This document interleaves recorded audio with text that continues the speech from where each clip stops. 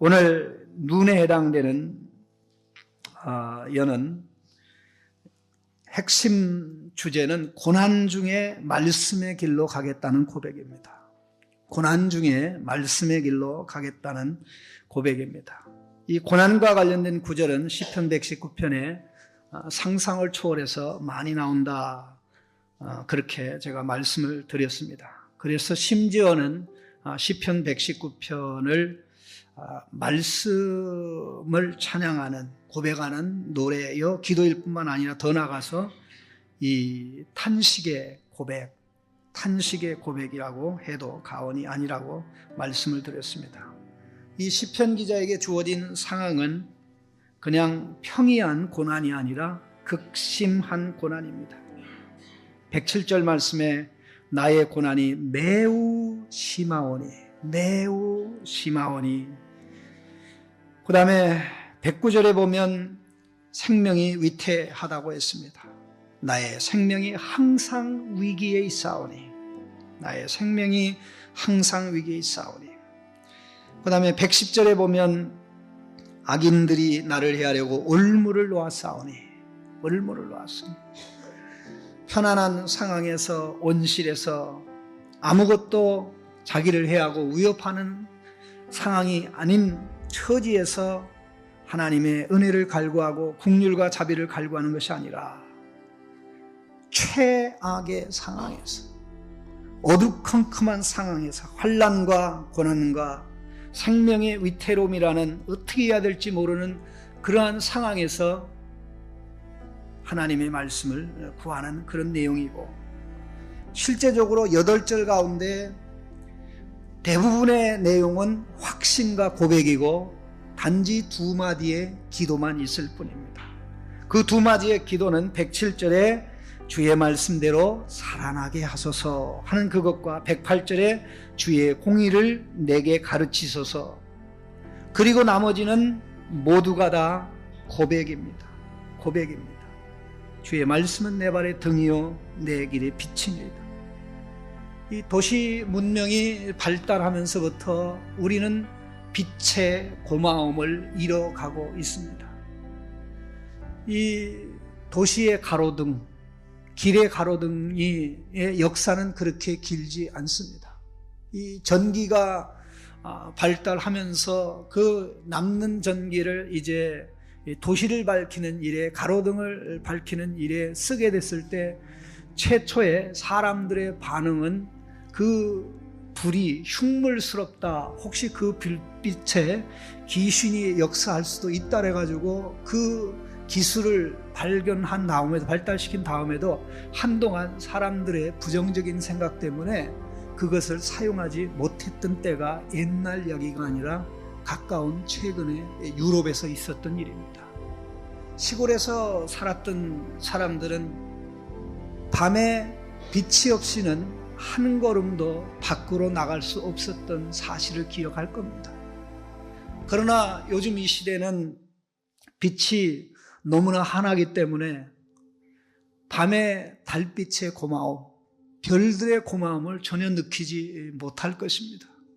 사실 전기불이 없는 그런 상황에서 시골에 살았던 사람들, 저는 한 20여 년 정도를 대학에 오기까지 시골에서 살았는데 이 별빛, 달빛의 고마움, 후레쉬도 없는 그런 상황에 감히 밖에 나갈 수도 없는데 달이 있는가 없는가 밖에, 그걸 보고 그것에 따라서 이제 움직이면 큰 어려움이 없었는데, 요즘 이 시대는 빛으로 너무나 밝고 환하기 때문에 큰 어려움 없이 밖에 나가도 문제가 없습니다.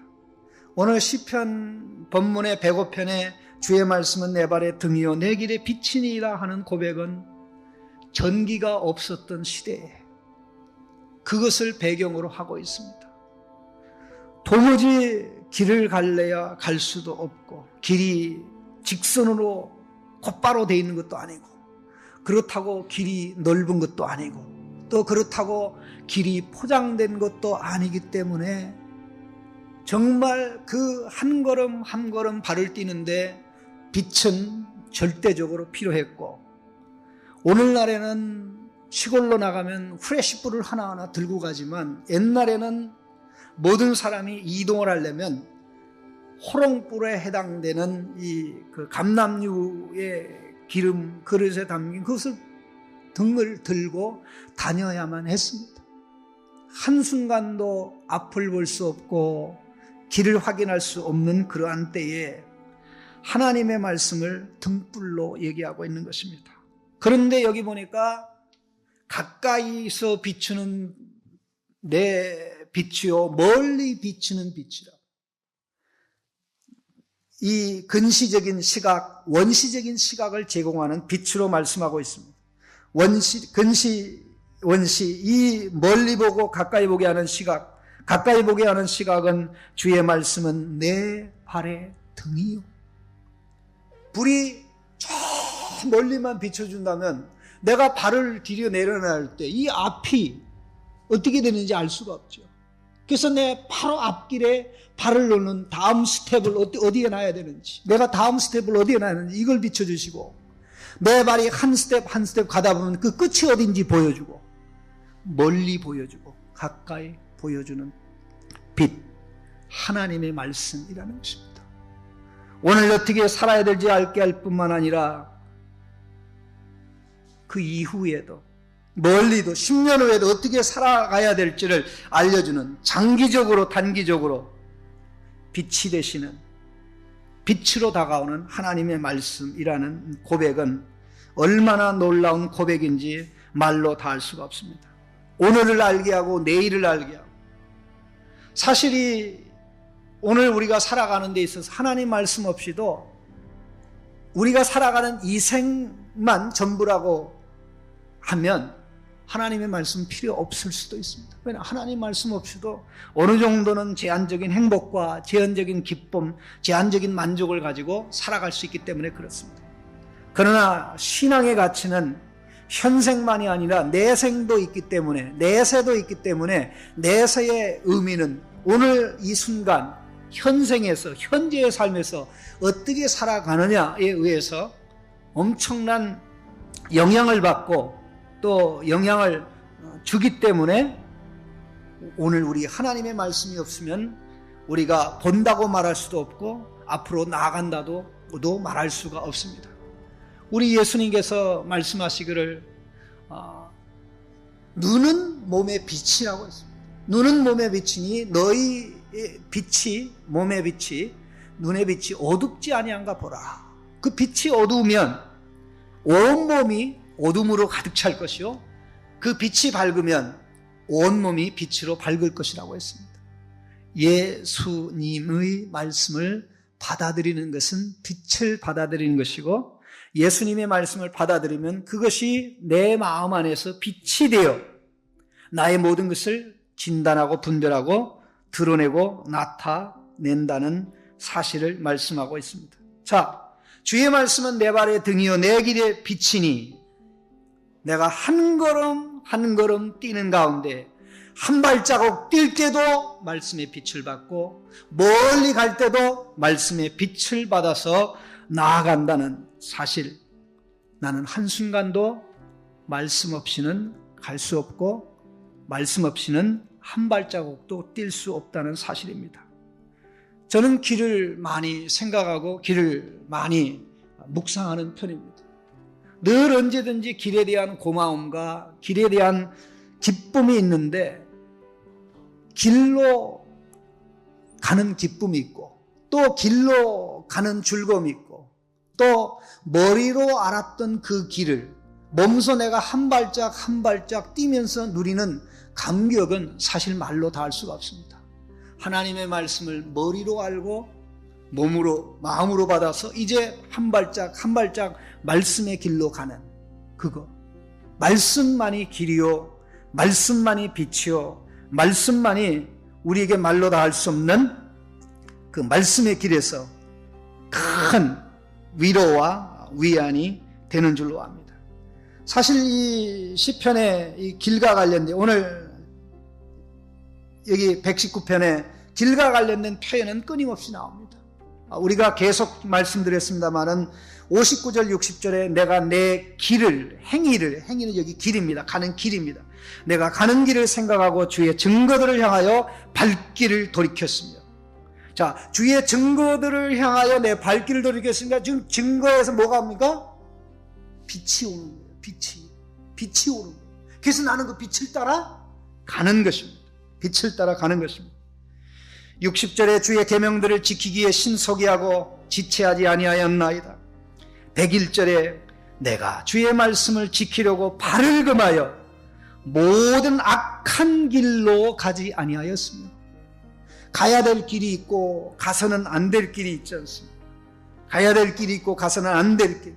시편 1편의 시작이 가서는 안 될 길, 악인의 길 아닙니까?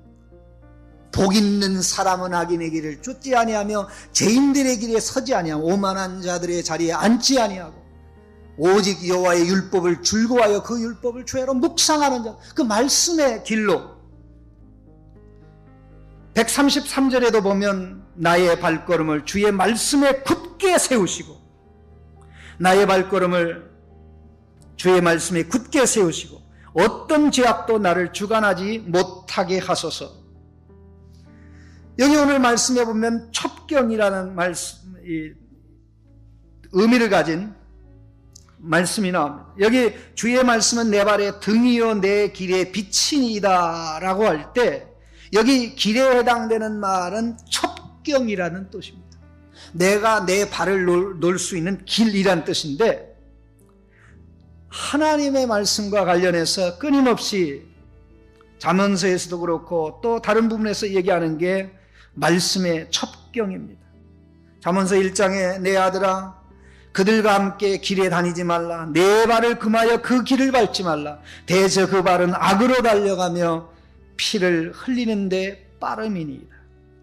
지혜의 길은 지혜의 첩경인데 지혜의 길은 즐거운 길이요 그의 지름길은 다 평강이니라.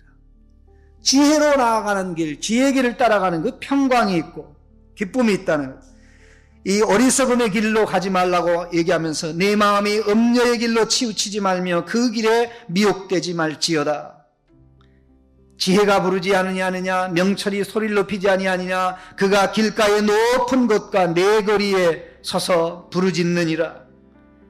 지혜의 길에 주는 열매를 얘기합니다. 내 열매는 금이나 정금보다 나으며 내 소득은 순금보다 나으니라. 나는 정의로운 길로 행하며 공의로운 길 가운데로 다니나니 이는 나를 사랑하는 자는 재물을 얻어서 그 곳간에 채우게 하려 함이니라. 계속해서 말씀하기를 공의로운 길에 생명이 있나니 그 길에는 사망이 없느니라. 사망이 없느니라. 우리 하나님께서 우리를 어떤 길로 인도하십니까? 말씀 길로 인도하십니다. 이사야서에 보면 42장에 내가 맹인들을 그들이 알지 못하는 길로 이끌며 그들이 알지 못하는 지름길, 오늘 본문에 나오는 길입니다. 그들이 알지 못하는 지름길로 인도하며 암흑이 그 앞에서 생명이 광명이 되게 하며 구분대를 곱게 할 것이라. 내가 이 일을 행하여 그들을 버리지 아니하리니 조각한 우상을 의지하며 부어 만든 우상을 향하여 너희는 우리의 신이라 하는 자가 물리침을 받아 크게 수치를 당하리라. 우리 하나님 말씀길을 내십니다. 나 여호와가 말하노라. 바다 가운데의 길을, 큰 물 가운데 지름길을 내고, 여기 지름길 바로 여기 오늘 내 길의 빛이니라는 말씀입니다. 자, 보십시오. 하나님의 말씀을 깨달으면요, 감히 상상하지 못했던 길을 갈 수 있는 용기가 나옵니다. 하나님의 말씀을 깨달으면 누구도 시도하지 않았던, 그러나 하나님이 가라고 명령하는 그 좁은 길로 노래하며 갈 수 있습니다. 우리 세상을 생각해 보시죠. 얼마나 많은 사람이 넓은 길, 멸망의 길로 갑니까? 그러나 상대적으로 얼마나 적은 사람이 생명의 길은 좁은 길로 가지 않습니까? 작년인가 재작년에 교역자 그 수련회 갔다가 산에 올라가는 그 강원도 어떤 동해 지역에 무릉 계곡이 있는데요. 거기 가는데 정말 참 희한한 경험을 했어요. 여기 쭉 올라가면 골짜기를 따라 쭉 올라가면 계속 넓은 길이 있고 가다가 이제 오른쪽으로 이렇게 가지처럼 아주 좁은 아주 뭐 출발할 때 굉장히 그 길 자체가 험해요. 보면 그 길이 그래요. 내 길로 오면 고생이다. 그런 소리가 들릴 정도인데 우리 마음을 다봐. 우리가 뭐 이 고생되는 길이지만 한번 가보자. 뭐 여기 폭포가 있다는데 근데 그 구간이 뭐 짧은 한 100m 정도, 100m 조금 더 가는 구간인데 그 시작하는 길 험한 길인데 그 100m 올라가서 이렇게 하는데 그 폭포를 보니까 그야말로 금강산에 가서 폭포를 본 것과 뒤떨어지지 않는 그래서 제 마음속에 그때 무슨 생각이 딱 들었냐면 우리가 살아가는 하나님의 자녀로 가는 길이 그와 같은 거예요. 눈에 딱 보이기에는 이거 가면 안 되는 거예요. 이거 이 길로 가면 망하지. 지금 21세기인데 이 길로 가면 꼴찌되지. 시대에 뒤떨어지지. 21세기인데 사람들이 하나님 말씀 내려놓고도 잘 살고 하나님 말씀의 길로 알가고도 번듯하게 살아가는데 내가 이 길로 가다 망하지. 이게 어디서 오는 생각이냐 말이죠. 내가 원하는 길이니 가라. 내가 원하는 것이니 네가 이 순간에 포기해라. 사람들은 상상도 못하는 그러한 저거는 망하는 결정이야. 저거는 집이 거덜나는 거야. 저 사람 저 상황에 저렇게 결정했다가는 망해 라고 생각한다고 할지라도 하나님의 말씀을 읽고 깨닫고 하나님이 주시는 마음의 결정이고 말씀의 빛이 나에게 이 방향으로 가야 된다고 해서 가면 어떻게 됩니까? 홍해가 열리지 않습니까? 요단강이 열리지 않았습니까? 누가 그 이전에 홍해 그 길로 건너간 적이 있으며 누가 지금 이 빗물로 인하여 요단강이 철철 넘치는 거 뚝까지 넘쳐 흐르는 가운데 감히 그 속으로 들어가냐 말이에요. 누가 그렇게 명령했고 누가 그렇게 말했습니까? 하나님이 말씀하셨으니 하나님이 말씀하면 길이 되고 하나님이 말씀하면 첩경이 되고 하나님이 말씀하면 방향이 됩니다. 신앙은요 길 갈 때 하나님이 깨닫게 하시고 마음에 확신을 주시고 이 길로 가라 그러게 할 때 그때 길이 비로소 보입니다. 가기 전에는 보이지가 않습니다. 말씀의 길에서 하나님을 말씀에 순종하는 길에서 우리 하나님을 누린다고 제가 말씀하지 않았습니까? 말씀의 길에서 하나님을 뭐 한다 그랬어요? 하나님을 알고 기도의 길에서 하나님을 뭐 한다 그랬어요? 만나고 순종의 길에서 하나님을 뭐 한다고요? 누린다. 지금 이 모든 단계를 다 거쳐서 말씀에 내 발에 등이요 내 길에 빛이요 그로 한 단계 나가는 겁니다. 주의 규례들을 지키기로 맹세하고 굳게 정하였나이다. 그 길로 계속 가는 거죠. 107절에 나의 고난이 매우 심하오니 여호와여 주의 말씀대로 나를 살아나게 하소서. 말씀의 길로 가면서 무엇을 체험합니까? 생명을 체험합니다. 길을 많이 간 사람, 즉 여행을 많이 한 사람은 길의 감각이 있습니다. 예? 길치가 있다 그래요. 뭐 계속 가도 몰라요. 그런데요, 똑같은 길을 가도 운전을 하고 간 경우하고 옆에 앉아서 간 경우 다릅니다. 내가 그 길을 가야 길의 감각이 생기는데 내가 순종해야 됩니다. 내가 말씀의 길로 가야 됩니다. 그게 쌓이면 남들은 길을 보지 못하는데요, 그 사람은 길을 봐요. 제가 멀리 여행하고 그럴 때 제 나름대로 이 길을 파악하는 저 나름대로 원칙이 있습니다. 저는 똑같이 초행길을 같이 가도요, 저는 길을 먼저 봅니다. 이게 타고난 게 아니라 길의 감각이 생겨서 그게 어느 정도 훈련돼서 이게 나타나는. 그 이유는 뭐냐면 저는 길을 요 앞에만 보지 않고 멀리 보거든요. 벌써 몇 킬로 밖에 있는 길을 멀리 보면서 가요. 멀리 보면서 딱 가면서 아, 이게 길이 어느 방향으로 나. 그러면 에너지를 절약하기 위해서 쇼코스가 뭐냐, 그걸 다 머리에 담고 가요. 그러면서 딱 가면 뒤따라오는 사람은 아, 옛날에 여기 와보긴 뭘 와봐요. 오래 다녀보니까 감각이 있어요. 하나님의 말씀의 길로 가는 사람은, 그 말씀의 길로 가는 사람은 그 감각이 생기는데요. 그런데 놀라운 것은요, 길은 아래서 파악이 안 되고 위에 가서 파악이 됩니다. 꼭 기억하시기 바랍니다. 길은 이 아래에서 파악이 안 돼요. 산에 수없이 많은 길이 있는데요, 밑에서는 잘 파악이 안 돼요. 위로 올라가야 보여요. 영적으로 이게 굉장히 중요합니다. 하나님의 말씀의 고지에 올라가서 순종의 고지에 올라가는 만큼 그 길이 다 보여요. 맨날 내가 좋아하는 것만 받아들이고 맨날 내가 사랑하는 것만 받아들이고 나에게 순종과 희생과 심지어는 포기를 요구하는 말씀을 받아들이지 않으면 맨날 밑바닥에 있는 거 똑같아요. 가야 될 길이 안 보입니다. 이것에 의해 가리고 저것에 의해 가리고 다 가려져 가지고 깨달을 수도 없고 분별할 수도 없어요. 그렇기 때문에 우리는 하나님이 단계적으로 우리 가야 될 길에, 내가 발을 내려놔야 될 그곳에 빛을 비추고 말씀의 빛을 비추는 그때 한 걸음, 오늘도 한 걸음, 내일도 한 걸음, 한 걸음 나갈 때 거기에서 오는 그 은혜라는 것은 말로 다 할 수가 없습니다.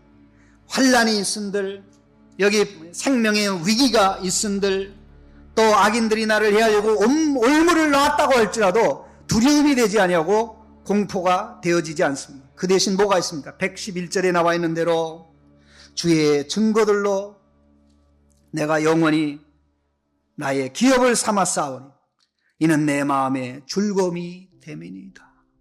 주의 증거들이 내 마음의 즐거움이 되어진다는 것입니다. 여기 주의 증거들을 나의 기업으로 삼았다는 것은 무슨 의미를 가집니까? 그것은 우리 하나님께서 우리의 기업이 되시는 것에 대한 반응입니다. 57절에 여호와는 나의 분깃이시니 나는 주의 말씀을 지키리이다. 우리 하나님이 기업이시니 하나님 망할 일 없고, 하나님을 기업으로 삼은 자가 행하는 행동에 111절에 주의 증거들로 내가 영원히 나의 기업을 삼아 싸우니, 하나님의 말씀이 나의 사업이다. 하나님의 말씀이 나의 비즈니스다. 하나님의 말씀이 나의 생업이다. 거기에 뭐가 있습니까? 그 증거가 내 마음의 즐거움이 된다. 이 즐거움이 된다는 말은 두 가지 의미입니다. 하나님의 말씀이 나에게 즐거움을 준다는 뜻이 되고, 내가 하나님의 말씀을 그렇게 즐거워하고 기뻐한다는, 이게 주거니 받거니입니다. 주거니 받거니. 말씀은 나에게 기쁨을 주고 나는 말씀을 기뻐하고, 말씀은 나에게 기쁨 주고 나는 말씀 기뻐하고, 이렇게 계속 왔다 갔다. 근데 이 기쁨이 어떤 상황이겠습니까? 예배드리고 기도하고 찬송하는 상황이 아니라 생명의 위협을 받는 환난과 핍박의 현장에서 사람들이 나를 잡아 죽이려고 하는 그런 상황, 즉 최악의 상황에서도 기쁨을 가지고 살 수 있게 하는 것이 뭐다? 하나님의 말씀이다라는 거예요. 솔직히 삶의 현장이 얼마나 힘듭니까? 교회에 와서 찬양할 때만큼 기쁘지 않은 게 인간의, 우리의 삶의 현실 아닙니까? 그러나 이 시편 119편이 얘기하는 이 기쁨은, 말씀의 기쁨, 말씀이 주는 기쁨, 말씀이 기뻐하는 이 기쁨은 어떤 상황에서도, 최악의 상황에서도 최고의 삶을 살 수 있게 해주는 줄로 믿습니다. 이 기쁨은 어떤 기쁨이냐면요, 이 기쁨이라는 단어를 조사해 보면 내릴 수 있는 결론이 뭐냐면요, 이 기쁨은 순간적인 기쁨이 아니라 지속적인 기쁨인데, 자, 모든 재물을 가진 사람이 그 재물을 가졌을 때 기뻐하는 그 기쁨, 그 다음에 전쟁에서 전리품을 취할 때 가지는 그 기쁨이 배경입니다. 그리고 더 나아가서는 이 기쁨이 어떤 기쁨인고 하니 축제의 기쁨입니다. 축제, 잔치, 만찬. 상상해 보십시오. 축제에서, 만찬에서는 근심, 걱정 다 떠나가죠. 요 동일한 단어가 어디에 사용되냐면요. 자, 에스더서에 보면 뭐가 나옵니까? 이스라엘 백성이 그야말로 다 살해되게 되어 있는데, 살육되게 되어 있는데, 그 구원받게 된 그것을 축하하는 그 기쁨. 그래서 에스더서 8장에 보면 유다인에게는 영광과 즐거움과 기쁨과 존귀함이 있는지라 왕의 어명에 이르는 각 지방 각 읍에서 유다인들이 즐기고 기뻐하여 잔치를 베풀고 그날을 명절로 삼으니 본토 백성이 유다인을 두려워하여 유다인이 되는 자가 많더라. 이게 유다인이 죽음에서 살아난 자가 누리는 기쁨. 와, 나 살았다. 이 살아남의 기쁨, 감격 잔치. 이게 하나님이 주시는 기쁨이죠. 구원의 기쁨이죠. 내게 즐겁고 기쁜 소리를 들려주시사 주께서 꺾으신 뼈들도 즐거워하게 하소서.